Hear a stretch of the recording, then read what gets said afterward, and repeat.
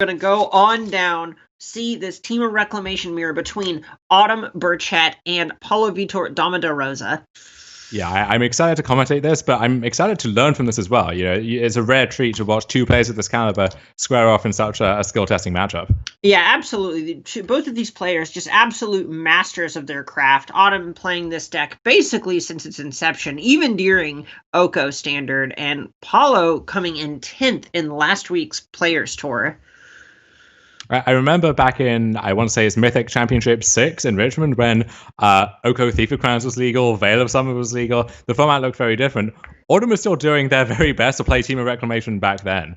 And no stranger to Nexus of Fate decks, Wilderness Reclamation strategies in various formats.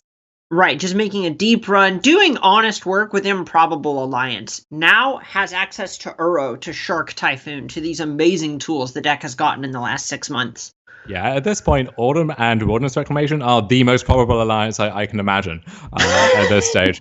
And Paulo Vitor Damo de Rosa wrote a comprehensive guide to Team of Reclamation on SCG Premier. I imagine anyone who is doing well with the deck this weekend, whatever the tournament, has read that and imbibed the wisdom that the Paulo is imparting there, even if they've deviated from his own choices. And we see a very quick turn 3 Wilderness Reclamation off a growth spiral on the play here for Paulo. So immediately Autumn is on the back foot, but that's not automatically game over. There are ways to fight back, and Paulo will still have to tread carefully here. Right, it's pretty brutal here that Autumn had basic Mountain and a bunch of tap lands to complement their growth spiral in their opening hand, because now they're incredibly far behind. Right? Look at just how this snowballed, because Paulo was on the play, had a growth spiral, was able to resolve this Wilderness Reclamation. It feels like the game's just begun and things are starting to slip away from Autumn. It's a hidden downside of Fable Passage that ultimately you are fetching a land that taps for one color of mana, and you can choose which land that is, but at the end of the day, sometimes you draw that basic mountain when you have Simic spells in your hand, or sometimes there are other mismatches which really mess up your sequencing. Right, and here we just see being ahead on mana means that Paulo can also interact with Autumn's developmental cards, like this growth spiral with his Mystical Dispute. And now he just gets to untap, grip full of cards, bunch of lands available, and it now has to play catch up.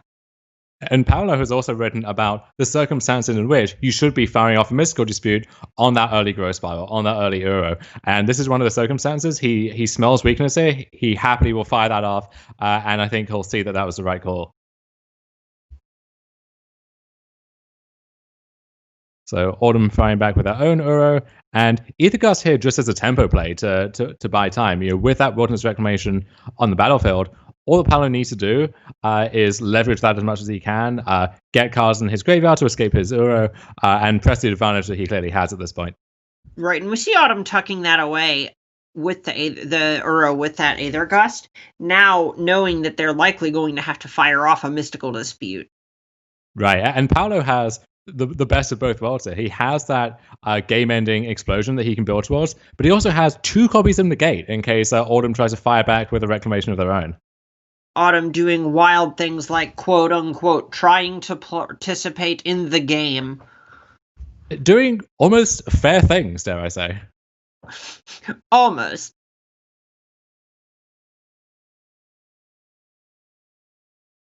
And Paulo calculating, do I try and play around Mystical Dispute by lowering the value of the explosion, or given that I have 2 negates in my hand, do I just fire that off and pick that fight if Autumn is able and willing to pick it?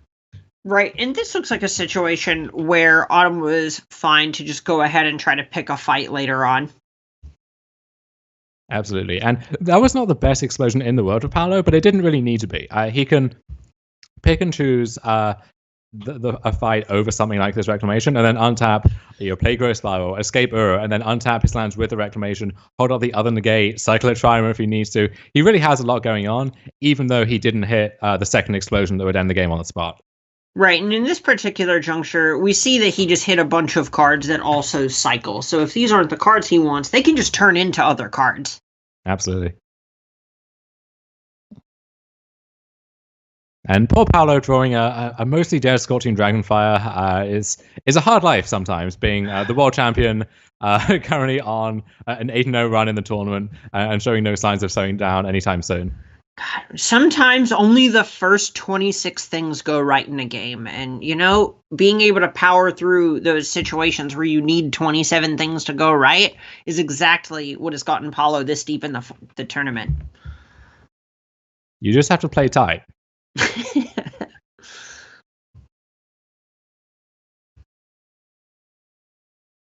And Paulo can escape Uro here. And even if Autumn does have an Ether Gust and is able to attempt the Gust, honestly, I think Paulo is just fine with that. He doesn't even need to fight over that because Autumn doesn't really have a good mechanism for fighting back with their own Uro or really any other favorable sequence for them. Right. This is a situation where it really is on Autumn to try and make something happen because they're just so far behind on multiple axes that we can see Paulo almost passively pushing this advantage in a way where he doesn't have to take any sort of real gamble. He can just play everything safe.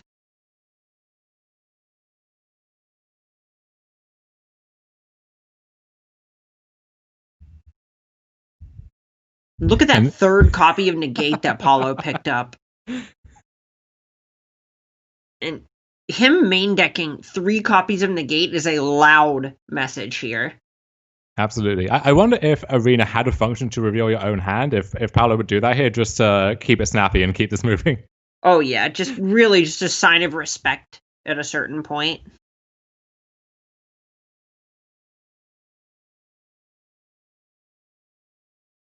And Autumn can use one of the 2 explosions to try and resolve the reclamation.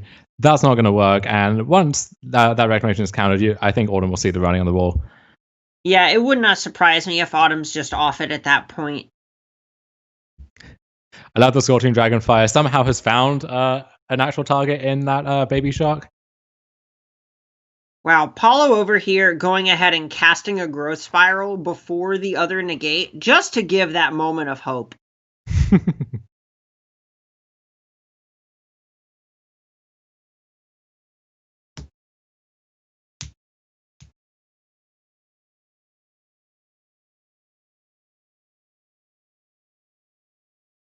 So Uro can come in here. Paulo deliberating over which land to get, as if it's going to matter 1 iota to the eventual outcome. But again, keep it tight. There's all kinds of just magical heuristics where it's kind of built into our heads from when we start playing to technically optimize everything. And also a bunch of times where you kind of look at it and go, who cares? It's the 5th red versus the 6th blue versus the 4th green. We're going to power through this. I have that feeling. And you may as well maintain best practices, even in situations like this where it's not going to matter, so that it becomes intuitive for the situations where it does, and you don't want to have to spend that mental energy going through stuff that should be second nature to you. Exactly, you've nailed it. And that's what separates the good players from the great players.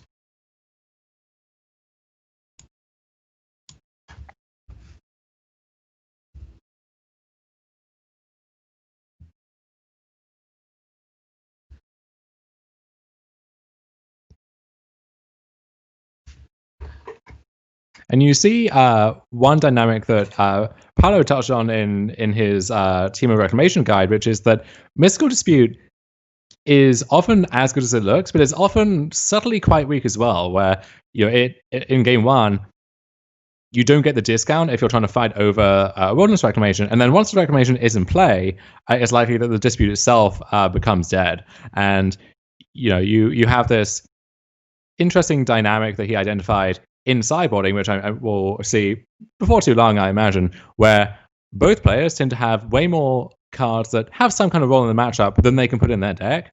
So then the question becomes, do I want to remain a Wilderness Reclamation deck to some degree? Do I try and turn into some aggro control style tempo deck? How many reclamations, how many explosions do I keep in? What is my plan in the post-sideboard games? And the fact that there's no clear consensus about that shows just how intricate this matchup really is.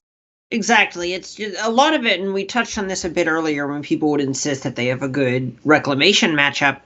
That usually came down to people being able to beat a certain build of Teamer. And what does an anti-Teamer build of Teamer look like, and how far does that scale slide?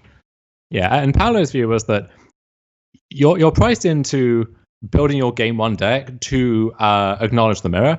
And once you do that, what do you really gain by having more stuff in your sideboard? Like you can lose your Scorching Dragonfires and any other cards that you need to hedge against the rest of the field. But there are only so many of those cards, and so why bother making marginal upgrades to the 7th or 8th best or 8th worst card in your deck, when instead you could cover the rest of the field more comprehensively and still present a cohesive game plan for the mirror. Right, and that's exactly what we see happening in exactly this game. We have seen a ton of negates in Paulo's hand, despite it being game one, and it's really paying off for him in a big way. It feels like he has insurance to just kind of ride this Uro to victory. And it's not like negate is a narrow card. Sometimes that will counter a game-winning Embercleave, or you can find a use for that card against basically anyone. But this is a matchup where it is its absolute best. Look, most spells are about 50% to be a non-creature spell, right? They either are a creature or they're not a creature, so it's a 50-50. Absolutely. I guess with the adventure creatures, 50% of them is an instant or sorcery, and 50% of them is a creature, so maybe that's how that works? 50% of the time, it works every time. Mm-hmm. And we are getting word as well that Luis Samuel Del Toro has taken game one from Eric Johnson, and Del Toro is the one non-Team of Reclamation deck in this top four, so maybe he's the true underdog here, at the helm of his ban strategy, which took him to the top 8 of the player store last weekend, which has seen continued success for him. He is the one holdout, so anyone who wants to see a different outcome to this tournament should be under Del Toro's banner here. So it basically is Scooter as the people's champion versus Luis Samuel Del Toro as the people's real champion, right? It's just really that's the fight of the century there. Of whoever wins that is who we're rooting for in the finals. Absolutely. So what do you make of the slightly different approaches that we're going to see these two players taking sideboarding here? So for the most part, I would assume that Paulo and Autumn are mostly just looking to kind of bring in some hammers that are able to win games by themselves and actually lean out of the sort of incidental gain or the marginal gains that you get from things like Uro in the post-sideboard games, because if you can ever stick something like your big expansion, explosion, and so on, you just invalidate those sort of angles very, very quickly. And without an incredibly robust flash game to be able to board it into, you kind of want to keep them honest by leaving in some of your wilderness reclamations. Yeah, I'm interested to see Paulo leave one of those night pack ambushes in his sideboard, where you typically the heuristic you gravitate towards is if this card is good and this card is part of my game plan, I want as many copies of that card as possible. And Paulo doesn't totally subscribe to that philosophy. And Ambusher gets better in multiples. They pump each other. They both pump wolves, so that any wolf is now a substantial threat. And often you can pick a fight over one wolf and untap and land another. But Paulo doesn't want to be clogged, I imagine, with too many threats which he has to deploy in a specific window. Right, and in a lot of situations, you're just going to end up in a spot where you end up in this sort of counter fight, which ultimately boils down to being able to double, triple, even quadruple spell in one turn cycle. So having too many 4-drops is a real liability, and if we're at the level where we have to leave in some number of wilderness reclamation to keep them honest, then fitting all of your night pack ambushers is a real ask. Mm-hmm. And if game one was something of a runaway for Paulo, this game already is shaping up to be a lot closer, and this is going to be more of the intricate back and forth chess match that we've come to expect from the mirror in these post-cyborg games. All right, so what does a mystical dispute on Opt tell you? So if I'm Autumn and my Opt has just been disputed, I'm thinking Paulo either has a glut of counter magic and maybe not the mana to control the pacing of the game and choose when he picks that fight. Right, and you can see it in one of two directions, and it depends on the level these two players operate on, right?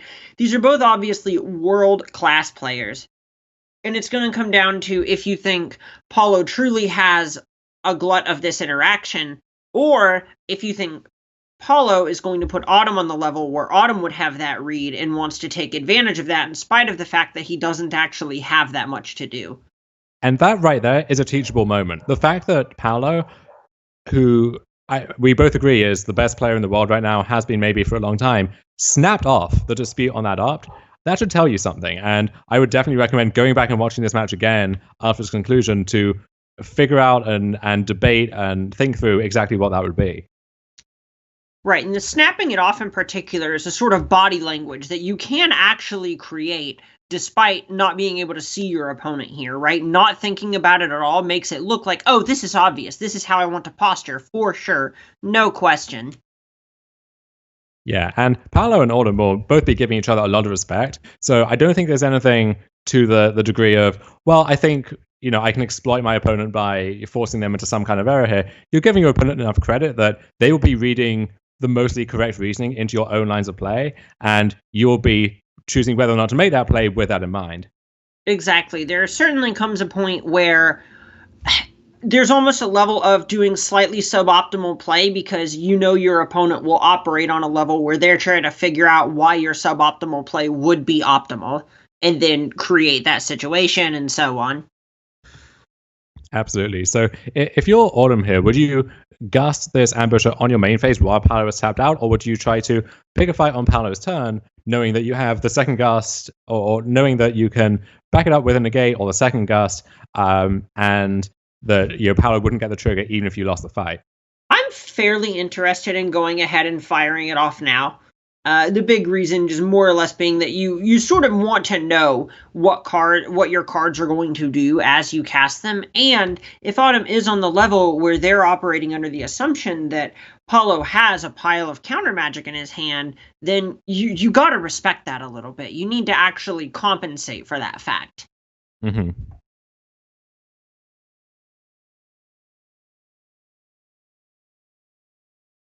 And if you look at Autumn's hand right now, this is, in a lot of ways, this feels like the kind of hand that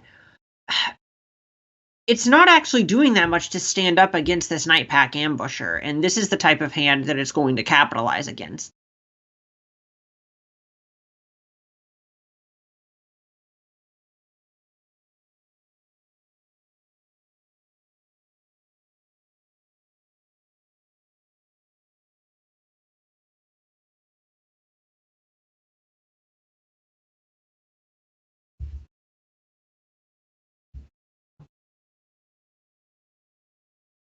And now I see Autumn pivoting a little bit to actually say, all right, I need a longer term plan against this Night Pack Ambusher. Let's go ahead and try to fight over this during Paulo's upkeep.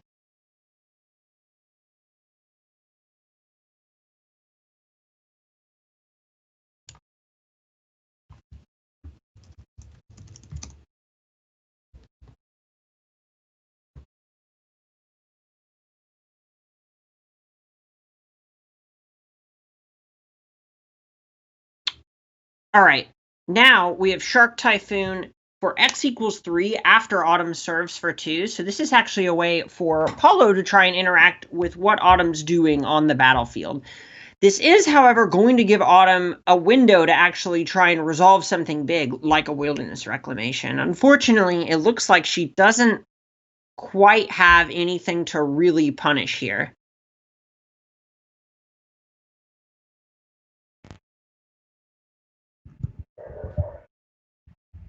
And in a lot of ways, this is really just going to inform the fact that Autumn doesn't have very much going on in their hand right now. If the best thing that they can do is just shoot this creature for an expansion explosion for 1, that's an enormous signal to Paulo.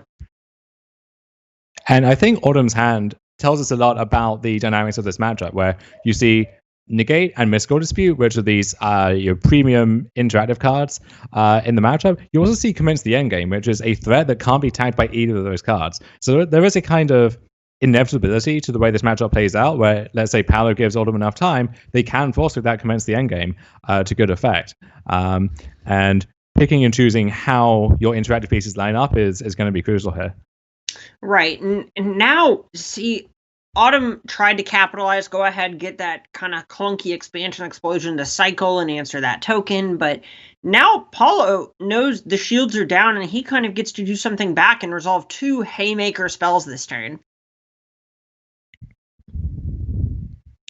So Nightpack Ambusher will come down, and it will stick. That Ambusher is making it through this turn cycle.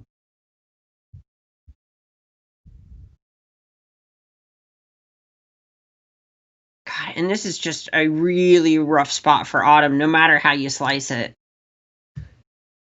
So without any real way to get this Night Pack Ambusher off the battlefield, they're going to have a hard time really catching up. This is a spot where Paulo's just created several different axes to fight on at the same time.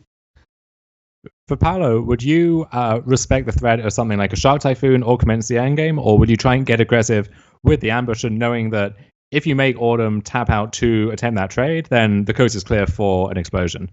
Yeah, this feels like a situation where it looks like Paulo is actually, or excuse me, Autumn is trying to create a situation where Paulo is going to have to play into the shields being up they just didn't play a land, which in part is because they want to make a 5/5 commence the endgame token to block this Night Pack Ambusher.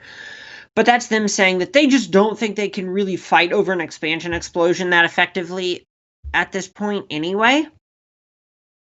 And it's going to basically come down to when Autumn chooses to fire off this commence the endgame. What do you think is the most likely window for that? I would expect them to do it during combat and just say, all right, well, Paulo didn't have that expansion explosion last turn. Let's hope he didn't top deck it this turn, because this is really the last moment that Autumn's going to have the ability to cleanly get this Night Pack Ambusher off of the battlefield.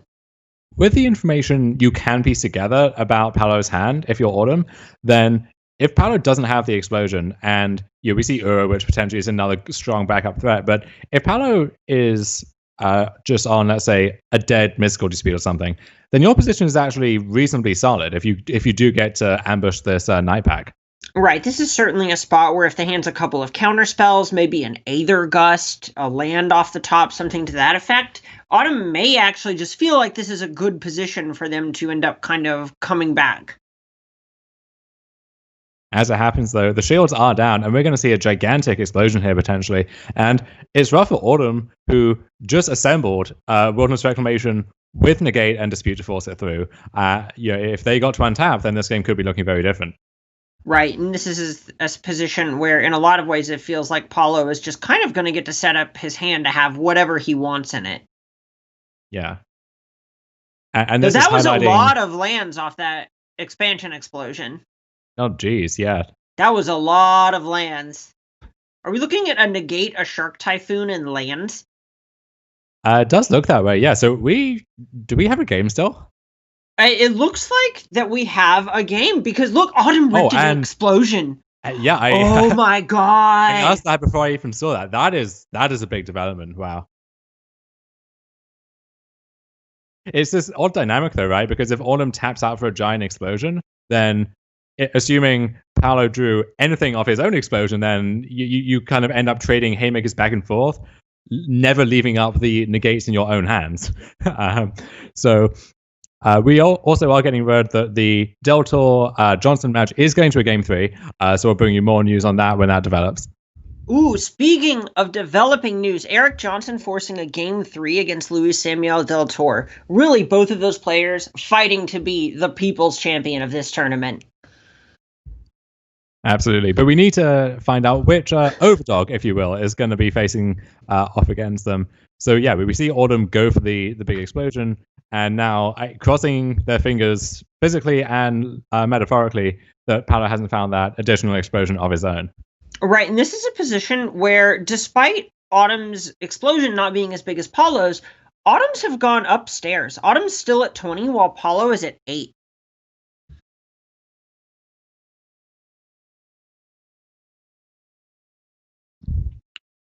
So Uro here finds a mystical dispute, which, what is the value of a dispute at this point in the game? Because both players have to be cognizant of that possibility. Look at that! Oh, look at what just came off the top of Paulo's library from this growth spiral. So, look, you don't get to be world champion by accident, okay? Sometimes, it's kind of unfair in a way to be the best player in the world, and also, to have explosion on the top of your deck just when you need it. This has got to be so close to lethal, and now with a negate, with a mystical dispute, with all these resources in his hand to actually kind of protect this one-shot card, and an Uro in play that Autumn kind of has to answer, you've got to feel like PV is thinking about saving it for next turn to just go for the dome and just basically just try to be the Death Star and beam Autumn in one shot. And Autumn, well, wow, okay, Oh so no, Paulo didn't put an instep stop. Oh my gosh. We saw him shock the breeding pool. The land's untap. Autumn untaps. Immediately draws another copy of Expansion Explosion. So we're almost in a very literal mirror where both players have Reclamation and a bunch of lands in play and very similar setups in their own hands. What is happening? This game is unbelievable. This is what Magic is about. Oh my god. It is honestly a privilege to get to cover this game. This is one that I'm going to be going back and watching at least once after it's done, for sure. Yeah, neither player giving up an inch here. I mean, Autumn has 2 negates, a dispute of their own. Like, it really is so hard to tell where this is going to go from here. And completing the perfect mirror, Autumn attempts their own Uro here. From the graveyard, no less. So this is a way to block and check Paulo's. So if Autumn doesn't make a move towards that own explosion on their end step, is Paulo meant to attempt a small Shark Typhoon? Like, is he just meant to untap and attempt to force his own explosion? How is he meant to approach this game state? I likely think he is kind of just priced into untapping. Maybe a small Shark Typhoon, but for the most part, I just don't feel like he can necessarily do too much here. The big reason is just look at how much mana Autumn has. They're very close to being able to cast a lethal explosion with Dispute backup. So if Paulo just commits too much mana, he will literally die. Wow. The game will conclude on the spot. Thanks for playing. See you next time.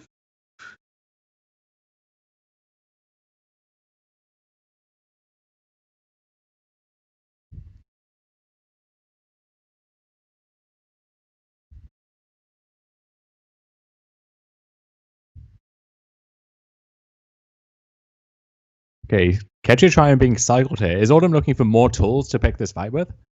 It's possible.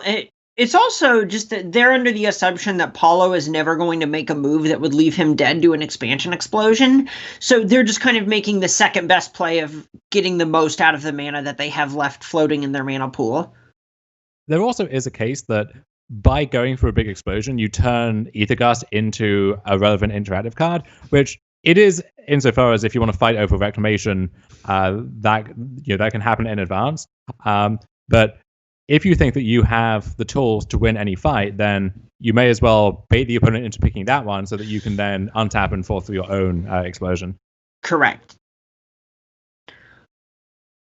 Plus, this board as it stands. Paulo ripping another negate. You mentioned a moment ago what a mirror this is. These players have almost identical hands. Look at this. Unbelievable. Autumn has an extra dispute here. Paulo has a Shark Typhoon where Autumn has a Night Pack Ambusher. But other than that, they really are just like, you think there's just some mirror behind them and they're going, oh, you know what? I would love to have those cards in my hand too. Thank you very much.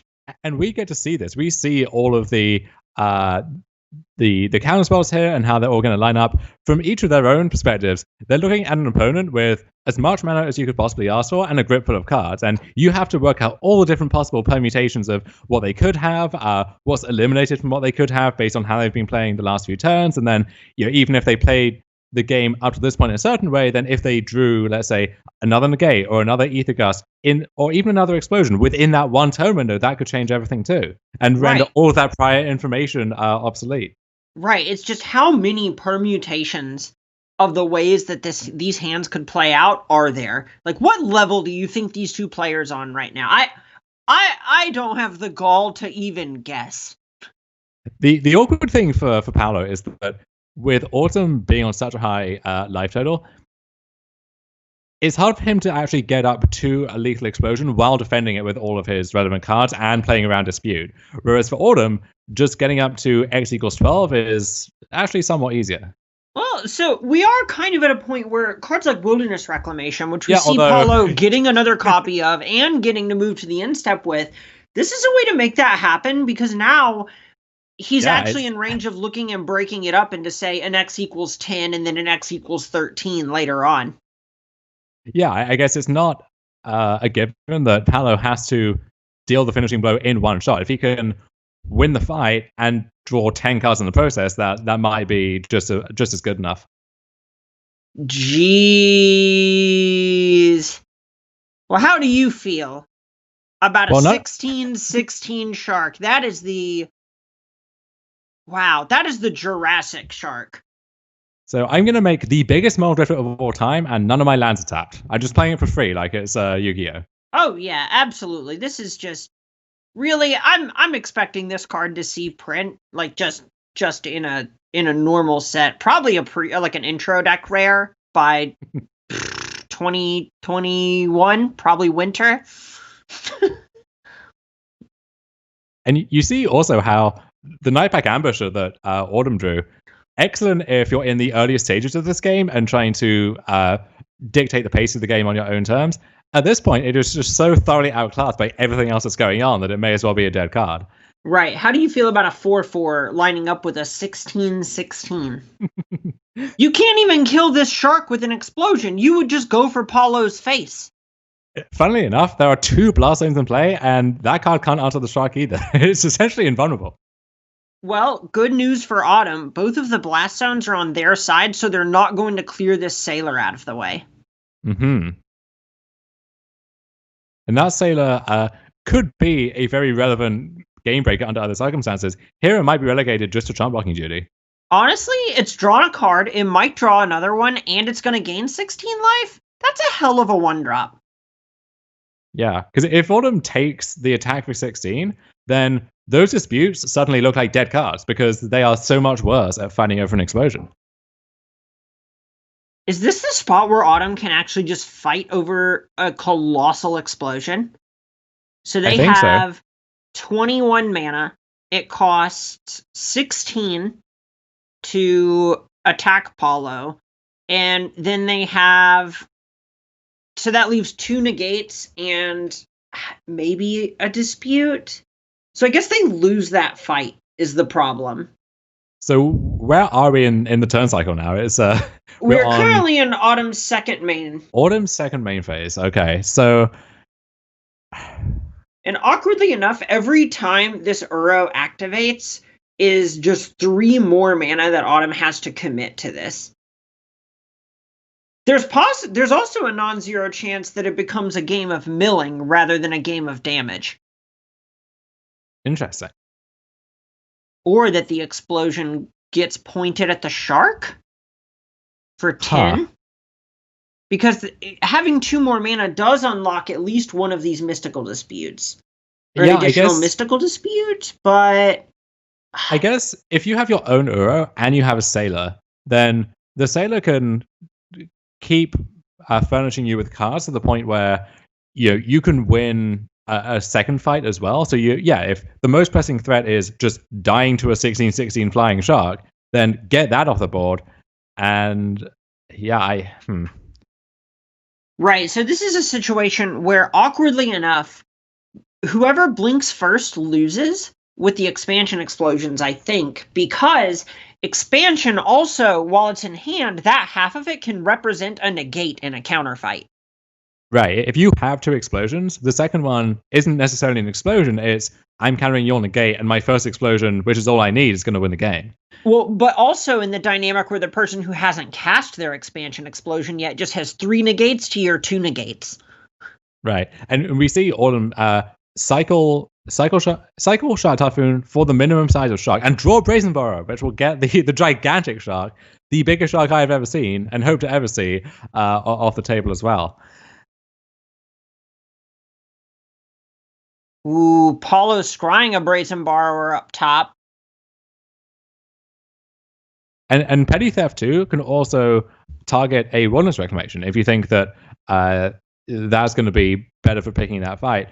It's easier for Paolo to do that to Autumn, given that he has 2 explosions to their 1. Oh, is this the moment? Is this when the fight's going to happen? We see negate on that Petty Theft on the shark. Hey, if I'm seeing a negate being cast, I'm assuming a lot more are going to follow. I don't think this fight is ending here. Oh, it looks like it's time to go. So this is just bleeding mana. Okay. Autumn is just trying to make these mystical disputes have text. 2 for winning themselves to make sure they can deal with this shark. Absolutely.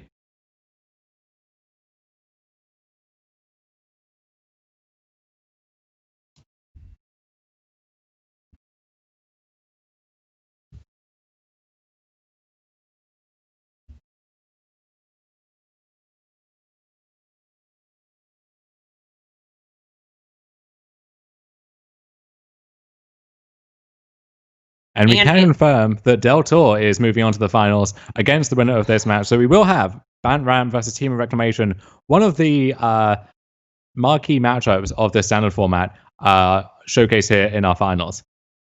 The only fourth negate off the top for Paulo. This is incredible. It's every turn, one of the best possible and most interesting possible cards jumps off the top of the deck for either player. Right, we just see, and both players have cut their bad cards, so most of the cards are good ones, right? But there are so many here. Every spell is good, except, I guess, for Nightpack Ambusher, funnily enough. Or as a land, which in some cases either cycles or scries and Castle Vantress, or helps them to pick that fight because it's more mana. Right. For that showdown. Come on, y'all, just draw a couple lands in a row for once. Make this look like a normal game of Magic instead of the best thing we have ever seen, please. And if both players just have their deck stacked full of good cards, in theory, that makes the Sailor a lot better, right? Where an activation is that much more likely to give you a tool that can swing that showdown in your favor. And we see Paulo going to float a ton of mana.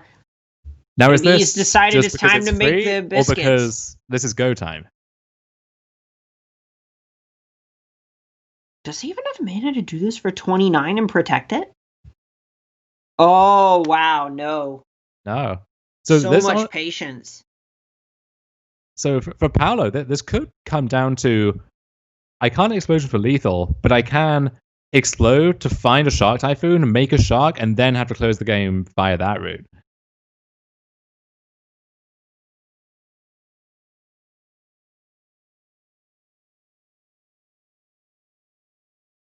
Okay, and with Paulo at 8. Ooh, and Paulo putting a stop in Autumn's second instep. Looking like we're going to see a fight picked over this Wilderness Reclamation.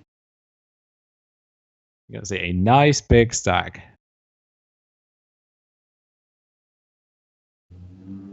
Now, with the Growth Spiral and the Opt, I assume you want to use those in advance of that fight so that, if you can dig towards a hard counter, an Ether Gust, or something like that, you want to know that those cards are there and have access to them. Right. There's also a point where doing these things at sorcery speed is going to give you access to a land drop. Yes. Or potentially a second Wilderness Reclamation. Oh, and this is relevant. Bouncing the one copy of Wilderness Reclamation on your opponent's side of the battlefield, that makes their explosion so much weaker. And so if they try and recast the Reclamation now, do we fight over that instead? Oh, this is just... There are so many levels to this, it's hard to even tell where to fall. The other thing, too, is, you referenced this before, but depending on the card counts in the respective decks, you might not need to explode all of them for 32. You might just need to explode them for, let's say, 20 and make them draw 20 cards, and that mode is enough to end the game itself.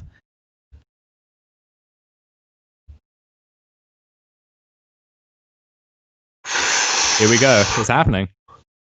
We see the battle of the alternate art negates.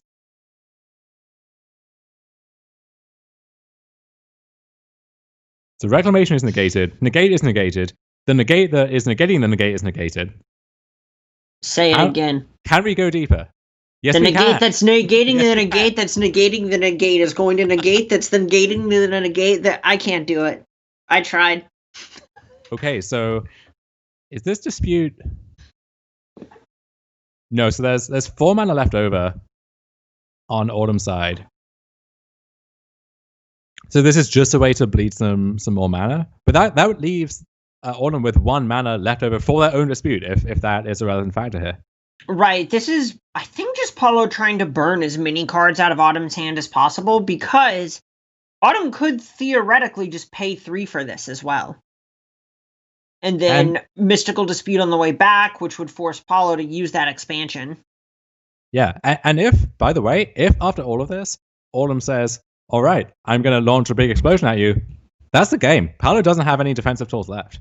Right, this is basically becoming a scenario where Paulo is priced into winning this fight or he will die. Yes. And in the process, he's burned his remaining expansions, so he'll need to find another copy or find some other route to wrest control back of this game. Otherwise, he can, in air quotes, win this fight and still lose the war. Well, I don't know if you've been watching this game. I don't think it's going to be too awful hard for him to find it off the top. Oh, it's right there. We both know that. I'm just saying, hypothetically.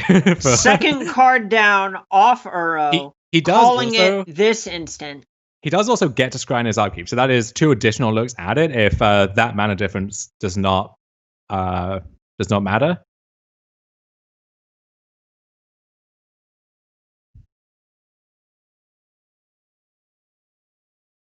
And Borrow comes in, and that gets disputed. So now, all right, let's see it. Powder goes to 1. Okay, this is it. So many looks. We got 4 looks. Castle Vantress. Do we get to see the scry?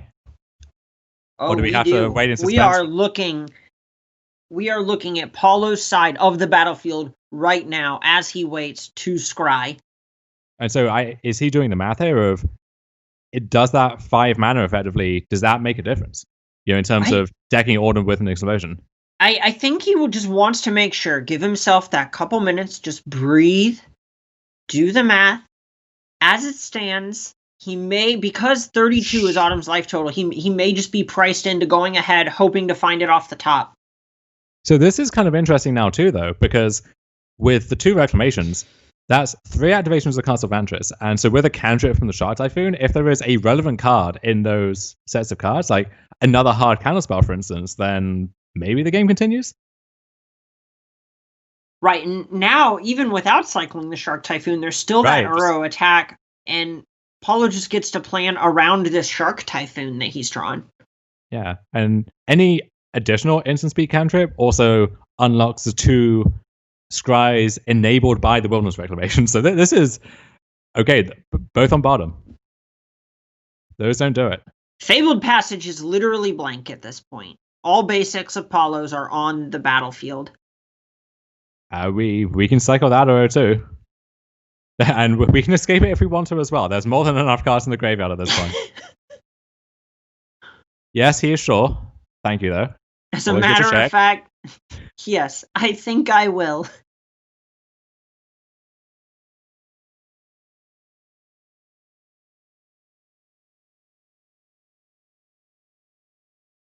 Is he thinking of putting the tapped one in the grave? Okay.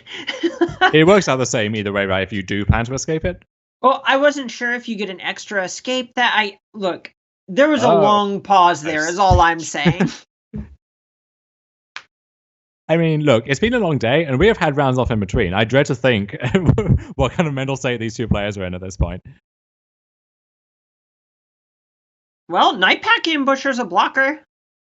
I guess. Is a blocker what he needs in this situation, though? Well, no, but that is what that card does. That 2 more scries to the bottom.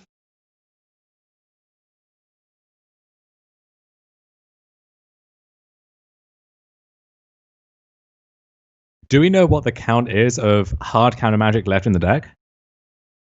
Let's have a look really quick. Okay, so glancing over Paulo's deck list right now, I believe we're looking at Aether Gust.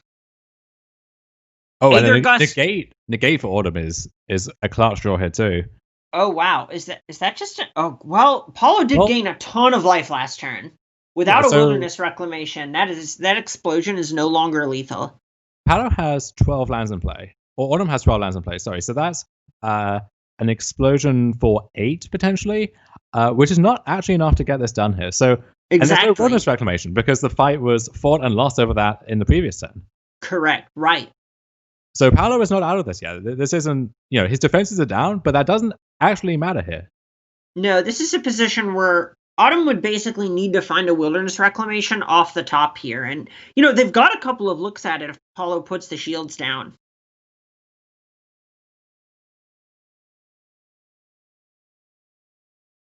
It is unreal how frequently these players just don't have to block Uro and do not care. Truly remarkable.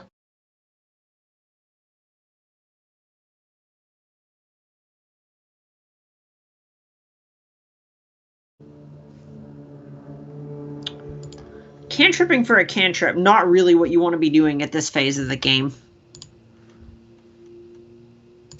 And I have no horse in this race, but I'm rooting for a game three here between these two players. You know, if there's anything approaching this caliber, I know what. Oh yeah. Yeah, I would love to see game number 3 if it is anything like this one.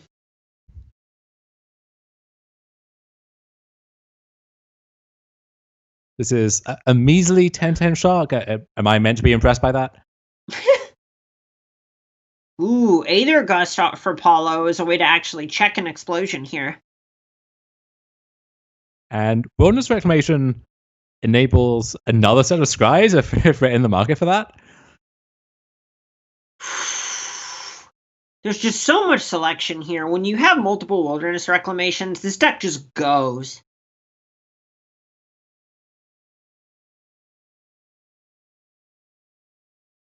Do we know how many cards are in Paulo's deck? Because I feel like we just saw him scry a Wilderness Reclamation to the bottom.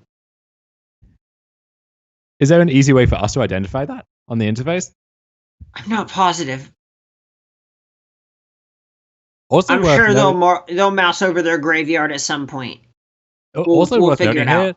The timers have appeared. We're down to 6.5 minutes on one side, getting down to 7:30 on the other side. So if we do get a third game, there's not going to be much time for thought if it's anything near as long as this one.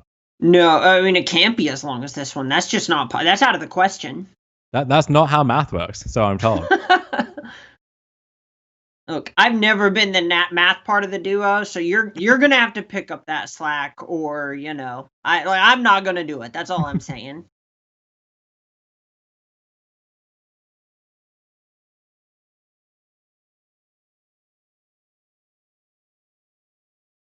I think we're getting a new entry in the best of SCG tour playlist here. I sure hope so. Look at this. We want that one. One top, one bottom. Oh my god. One top, one bottom. Oh, I think that's the last expansion explosion in Paulo's deck as well. Yeah. So this is it. And we see Autumn just lets the third Wilderness Reclamation resolve. Who cares? There is no difference between 45 and 60 mana.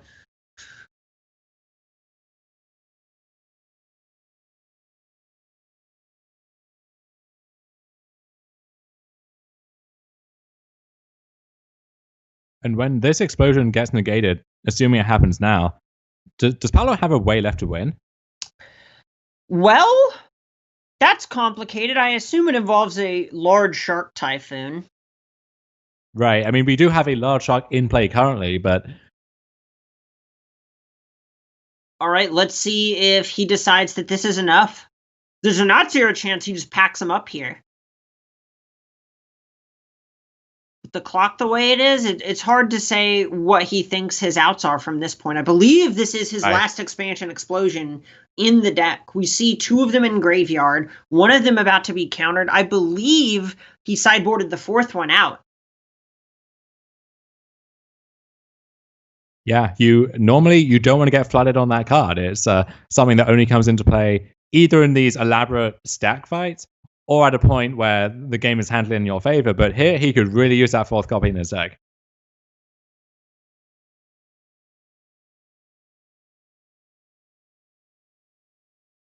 Autumn tanking over this Kaminsky game, it appears. Firing it off. Gotta feel like the coasts are clear, right? I think so.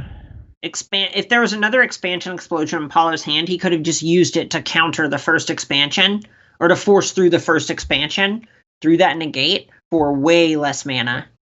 Yeah, and if Autumn knows Paolo's sideboarding strategy, then they know that there's no fear of explosion left anymore. You don't have to worry about that fight. And so cycling that Shark Typhoon to make a larger shark than the 10-10 on Paolo's side, that might be enough to mathematically lock Paolo out of the game. Right. It would not surprise me to see that type of line being taken here.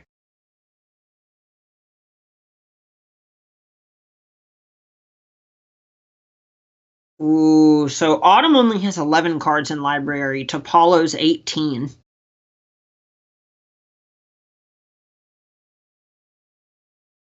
So what happens when you get to attack with Uro more times?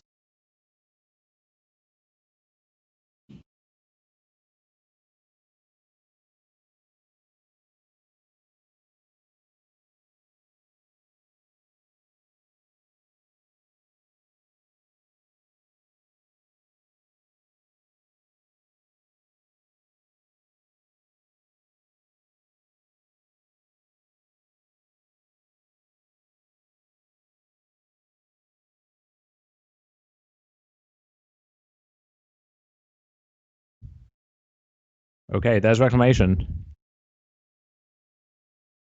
And the Gust can delay an explosion for one turn, but not for anything more than that.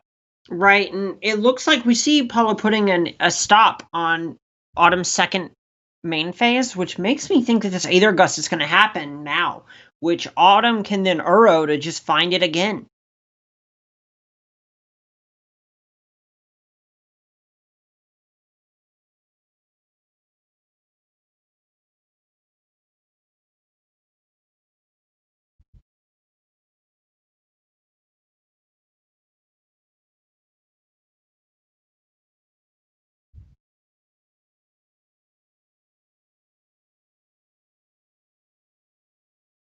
All right, the Uro, the draw, the Reclamation, the Resolution, the end step. Okay, we've seen this song and dance before. Is this game finally, after all of this, is it about to end? Are we going to all be released from this epic second game of the semifinals that Autumn forces to a Game 3 against Paolo Vitor Damo de Rosa with a timely explosion at the last second? Good Lord. And look, we see Paolo shoving that fourth expansion explosion back in the deck.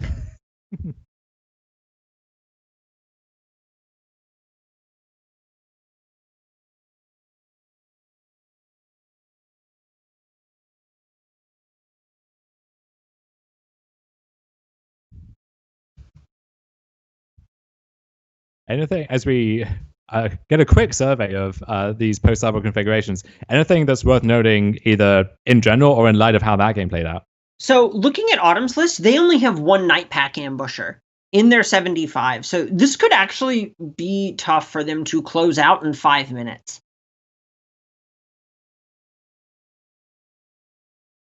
All right, we're going to see both players playing at a blistering pace here in the semifinals of the SCG Tour online qualifier.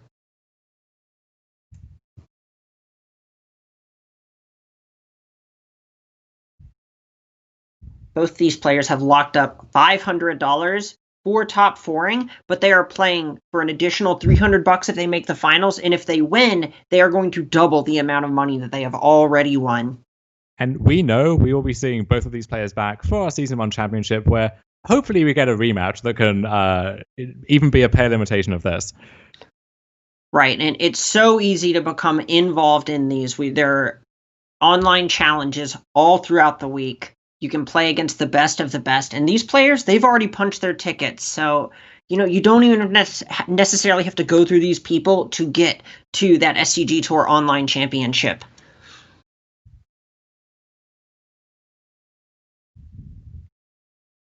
And so this is going to be blitz magic from this point.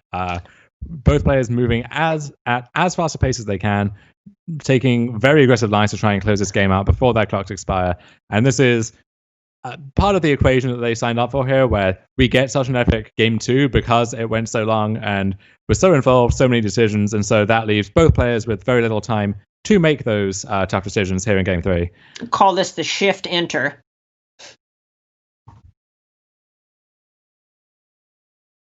And Autumn with a couple of Shark Typhoons in their hand that actually allow them to start attacking here if they so choose. Yeah, and honestly, that might be the line. Yeah, okay, here we go. 2-2 Shark. Let's do it. Nothing matters in 4 minutes. Yeah. Though Brazen Borrower potentially can trade with at least one half and maybe even both halves of both halves, 2 different Shark Typhoons. Right. If you are just now tuning in, there are 2.5 minutes on PVDDR's clock, 3:48 on Autumn Burchett's. Both of these players, Mythic champions, MPL members, best in the world, playing the fastest Magic that they can to just try and lock up that finals berth this weekend. After that incredible slugfest of a Game 2, we will have a champion here in the semifinals in a matter of minutes. Exactly. Do not go anywhere. 5 minutes or less, y'all are going to see who ends up winning this after that absolute nail-biter of a game. And this is part of the game too. You know, there's Magic where the game lasts for an hour and one tiny mistake is enough to cost you. And then there's Magic in 5 minutes where you have to make every decision purely based on instinct and quick calculations. And again, one small mistake can cost you.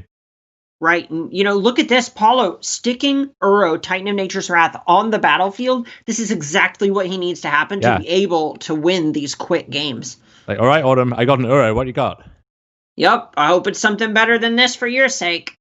Now, Commence the Endgame is threatening to create a 7/7 under current conditions, which can trade with the Uro and then potentially win the game within the 3 minutes that Autumn has left available to them. 7 is several power. We're talking multiple power, multiple toughness, and this Uro needs to find something off the top immediately.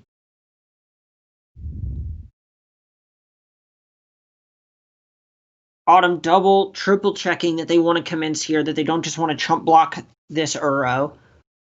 Because there is certainly a cost to eating that Uro here. You are putting the shields down.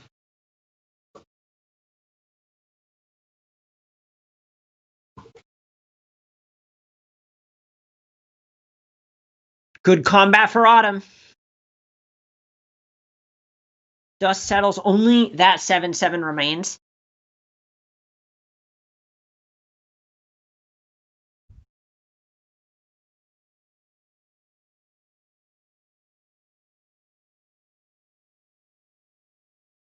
$148 on Paulo's clock, $225 on Autumn's.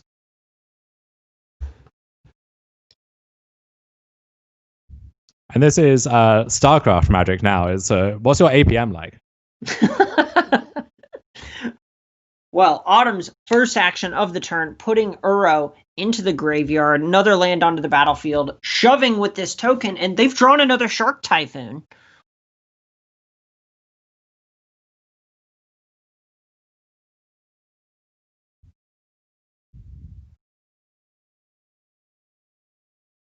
And yeah, Autumn with a lot of the tools here, I think, to win this game, under normal time circumstances too. But they just have to make the actions.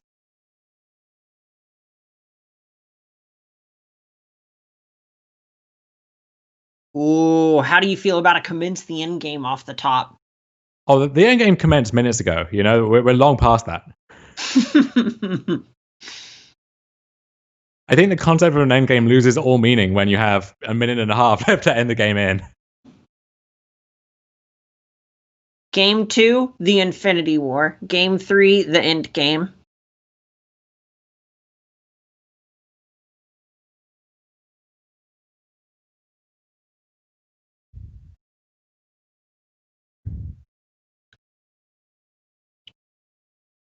And this is the best crossover episode of all time.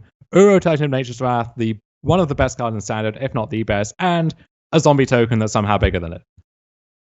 Look, it is an army. I guess. It literally is an army. I don't know what to tell you. Getting all literal with me over here. I guess in this case, reading the card does explain the card. Is this a situation where it feels like to me, Autumn is purposefully not playing cards that could be responded to with reactive spells in order to try and strand those Uros in Paulo's graveyard? That would make a lot of sense. And yeah, after that Does it? ridiculous marathon of a game.